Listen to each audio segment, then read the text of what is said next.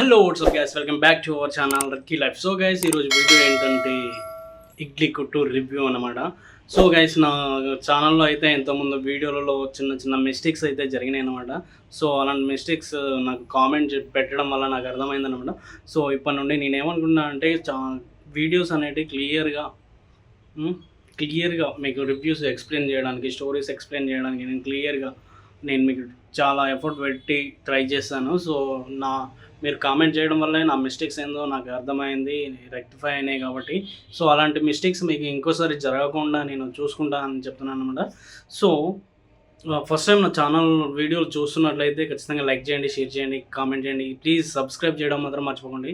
Please do subscribe my channel lucky life. So ఇప్పుడైతే మనం టాపిక్లోకి వెళ్దాం. సో ఇడ్లీ కొట్టు మూవీ రివ్యూ. సో ఇడ్లీ కొట్టు ఈ మూవీకి పెద్దగా ప్రమోషన్స్ అయితే అస్సలు జరగలేదు. సో టాప్ హీరో అయిన ధనుష్ అండ్ మరియు నిత్యా మీనన్ హీరోయిన్లుగా చేశారనమాట. సో ఈ సినిమా చూసిన తర్వాత నాకు అనిపించింది ఏంటంటే, ఫస్ట్ హాఫ్లో చాలా అంటే చాలా బాగుంది అని అనిపించింది. సెకండ్ హాఫ్లో స్టోరీ ఎక్కడో కంటిన్యూటీ మిస్ అయిపోయింది, ఏదో సోల్ మిస్ అయిపోయింది సెకండ్ హాఫ్లో అని అనిపించింది అనమాట. సో బేసిక్గా ఇప్పుడు క్లియర్గా మాట్లాడుకున్నాం. ఇప్పుడు ఏంటంటే, ఫస్ట్ హాఫ్లో వచ్చేసి హీరో ఫాదర్కి ఉన్న ఇడ్లీ కొట్టుకి రిలేషన్షిప్ ఏంది, కష్టమైంది అని చెప్పేసి చాలా ఎమోషనల్గా ఉంటుంది అనమాట. చాలా అంటే చాలా ఎమోషనల్గా ఉంటుంది. ఫస్ట్ హాఫ్లో చూస్తే ఆ ఎమోషన్, హీరో ఫాదర్ చనిపోవడం, హీరో మదర్ చనిపోవడం, ఇలాంటి కొన్ని సీన్స్ చాలా అంటే చాలా ఎమోషనల్గా క్రియేట్ అవుతూ ఉంటాయి. చాలా ఎమోషనల్గా ఉంటుంది. సో బేసిక్గా ఆ ఎమోషన్స్కి మనకి చూసిన వాళ్ళకి చాలా ఏడుపు వస్తుంది అనమాట. ఇలాంటి ఎమోషన్తో ఫస్ట్ హాఫ్ అనేది చాలా బాగా అంటే చాలా బాగా రన్ చేస్తారు. హీరో అక్కడ నుండి తన విలేజ్ నుండి వేరే ఊరికి వెళ్తాడు, ఆ నుండి వేరే దేశానికి వెళ్ళిపోతాడు, డబ్బులు సంపాదించడంలో పడిపోతాడు అనమాట.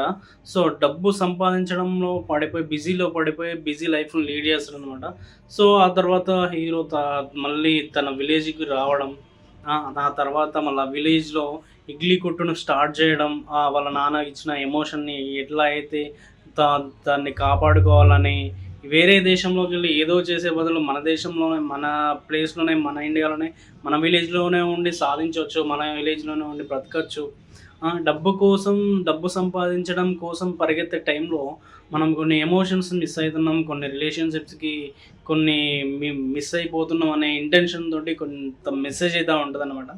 సో ఇక వచ్చేసి హీరోయిన్ని లవ్ చేయడం,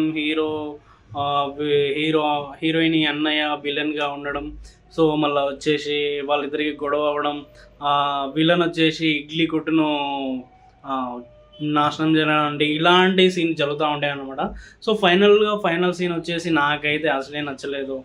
ఈ విలన్ వచ్చేసి ఇడ్లీ కొట్టుని కాల్ చేసినప్పుడు, దాన్ని కూల్ చేసినప్పుడు, సో హీరో ఏమంటాడంటే నేను మళ్ళీ కట్టుకోగలను అని చెప్పేసి కత్తి కింద పడేయడం అయితే నాకు నచ్చలేదు అనమాట. సో యుద్ధం వచ్చినప్పుడు ఖచ్చితంగా కత్తి పట్టినప్పుడు యుద్ధం చేయాల్సిందే అనే పాయింట్ ఆఫ్ వ్యూలో ఉంటే కొంచెమైనా బెటర్గా ఉండేది. సో కత్తి కింద పడేసి లాజిక్ మాట్లాడడం అంటే నాకు నచ్చలేదు. ఫస్ట్ ఆఫ్ ఆల్ ఆ ఎమోషన్ కోసం, హీరోయిన్ కోసం పోరాడడం, ఆ ఇడ్లీ కొట్టనే ఎమోషన్ కోసం పోరాడడం, వాళ్ళ నాన్న ఎమోషన్ కోసం పోరాడడం, ఇవన్నీ చేసిన తర్వాత లాస్ట్లో కూల్ చేసి మళ్ళీ కట్టుకుంటా అని చెప్పేసి అనడం అనేది నాకు ఎక్కడైతే కరెక్ట్ అనిపించలేదు అనమాట. సో సినిమా చూసిన తర్వాత అయితే ఓవరాల్గా నాకు నచ్చింది ఏంటంటే, ఫస్ట్ హాఫ్లో కొన్ని సీన్లు మాత్రమే బాగా అంటే చాలా ఎమోషనల్ క్యారీ అయినాయి అని నాకు అనిపించింది. సో మీరైతే ఒకసారి అయితే మూవీ చూడొచ్చు. సో మూవీ అయితే యావరేజ్ అని నేను చెప్తున్నాను అనమాట. సో వీడియో నచ్చినట్లయితే లైక్ చేయండి, షేర్ చేయండి, కామెంట్ చేయండి, సబ్స్క్రైబ్ చేయడం మాత్రం మర్చిపోకండి. సో మరొక వీడియోతో మీ ముందుకు వస్తాను. Until then bye.